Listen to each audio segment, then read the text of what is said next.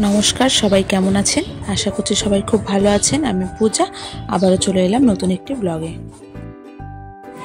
আজকে শনিবার আর এই ভিডিও ক্লিপটা দেখতে পাচ্ছেন এটা হচ্ছে শুক্রবারের। তো শুক্রবার দুপুর 3টের দিকে আমরা বেরিয়ে পড়েছি বাড়ির জন্য। আর বাবা না এতটাই কান্নাকাটি করছিল, ওর মিমিকে নিয়ে আসতে চাইছিল। মিমিকে নিয়ে এমনিতেই আসা যেত, তবে মা যেহেতু অসুস্থ, বাড়িতে সে তেমন কেউ নেই, তো রান্না ফান্না হাবিজাবি বুনুকে এই জন্য আর আনতে পারিনি। বাবান তো প্রচণ্ডই কান্নাকাটি করছিল, মানে বাড়ি থেকে আর বের হবে না ওকে ছাড়া। তো ফাইনালি আমরা বেরিয়ে পড়েছিলাম। আর সারাটা রাস্তা কাঁদতে কাঁদতে শুধু আমার মিমি কখন আসবে, আমার মিমি কখন আসবে। বাসে পর্যন্ত, বাসে অল্প একটু ঘুমিয়েছিল, আবার যেই নাকি ফুলবাড়ির সামনে এসেছি তখন মানে ঘুমটা ভেঙে গেছে, তখনও আবার জিজ্ঞাসা করছে আমার মিমি কোথায়। এই যে আমি বাস স্ট্যান্ডে টিকিট কাটবো দাঁড়িয়ে আছি, আর ও কেঁদেই চলেছে।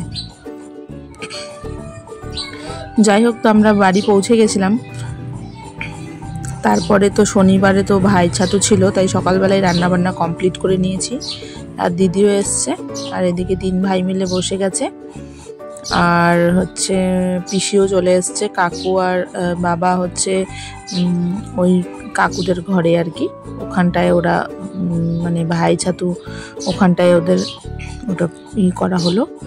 আর এদিকে 3 ভাই বসে গেছে। তো দিদি প্রথমে ওদেরকে একটু ভাই ছাতু দিয়ে দিচ্ছে আর কি, তারপরে হচ্ছে মম দেবে আর কি। আমরা আবার ছোটবেলা থেকে কখনোই ভাই ছাতুটা পালন করিনি, আমাদের এটা নেই। আমাদের ছিল হচ্ছে আমাদের আছে হচ্ছে ভাই ফোঁটা আর কি, আমরা কখনোই ভাই ছাতুটা দিইনি। তো যাদের এই রিচুয়ালসটা যারা পালন করেন এই ভাই ছাতু বলে, তারা অবশ্যই আমাকে কমেন্টে জানাবেন। আর আপনারা ভাই ছাতু পালন করেন না ভাই ফোঁটা পালন করেন, সেটাও আমাকে অবশ্যই জানাবেন। আমার ভিডিওগুলি ভালো লাগলে অবশ্যই আমাকে লাইক করবেন। তো মমের ভাই মানে ছাতু দেওয়া হয়ে গেলে তারপরে আমরা হচ্ছে ওই ঘরে চলে যাব। ওই ঘরে কাকু আর বাবা বসে আছে, পিসি ওই ঘরেই আছে। তো ওরা ওই ঘরেই হচ্ছে মানে এটাই করবে। আমাদের এখানে দেখেছি আমি যে এই ভাই ছাতুর সময় ওই ছাতু, তারপরে দই, টক দই আর কি, তো এগুলো হচ্ছে মানে মেখে খাওয়া হয় সকালের দিকে। এদেরকে দেখছি। তো বাবানকে দেওয়া হয়নি, কারণ বাবানের যেহেতু কোনো ভাই বোন নেই, তো সেজন্য।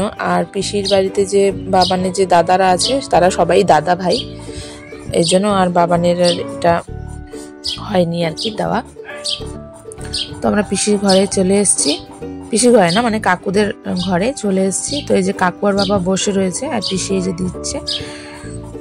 তো এই যে দেখুন কত রকমের এখানে খাবার রাখা হয়েছে, এটাকে মেখে এখন খাবে। তো আমাদের আরেক পিসি আছে, তিনি বাংলাদেশে থাকে। তো কাকু আবার আমি যখন ছবিগুলো তুলছিলাম তখন কাকু আবার বলছে একটু ভালো করে তুলতে, যে পিসিদেরকেও পাঠাবে সেজন্য। তো এরা এখানে 3 ভাই বোন বসে গিয়েছে, আর বাবা আর কাকু এখন খাওয়া স্টার্ট করে দেবে।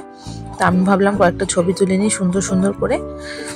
আর এদিকে বাবানটা অতিরিক্ত বিরক্ত করছিল, তো আমি বাবানকে বললাম চল তবে তোকে স্নান করিয়ে দিই। তো স্নান করে, ওর যেহেতু ছোটদা এসছে, পিসির যে মেজো ছেলে আছে তো তার ছেলে এসছে এই যে। আর বাবানে যে দুষ্টুমি, এই যে দেখুন পেছনের দিকে চলে গেছে ওর সাথে খেলতে। আর এত দুষ্টুমি শুরু করেছে সারাটা দিন, যে কি আর বলবো। অন্যদিন কিন্তু দুপুরবেলার দিকে একটু ঘুমোয়, বাট আজকে আর কিছুই হয়নি তেমন। বারে বললাম যে ঘুমিয়ে পড়। আবার হচ্ছে বিকেলে 4টের সময় আবার হচ্ছে ড্রয়িং ক্লাস আছে, তো কোনো কিছুই আর হলো না ওকে বলে আর কি।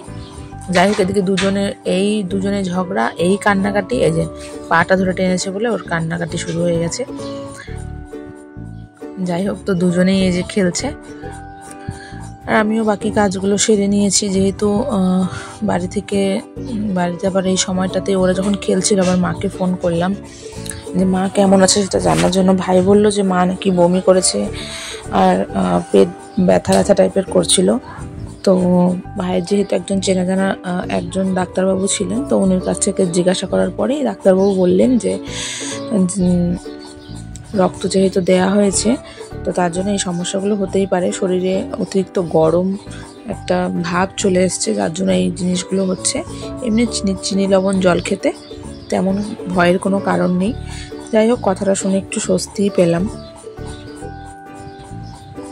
তবু বুনুকে ভাইকে বলে দিয়েছি মাকে একটু দেখে রাখতে, যদি কখনো মাথা ঘোরে বা অন্যান্য কিছু হয়।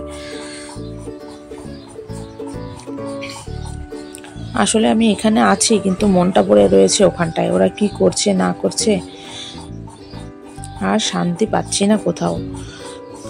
যাই হোক, আর এইদিকে এই বাড়িতেও আর শান্তি নেই। এই যে দুজনের মিলে শুরু করেছে যা অত্যাচার। ভিডিওটি এখানেই শেষ করছি, দেখা হচ্ছে অন্য একটি ভিডিওতে। ভালো থাকবেন সবাই।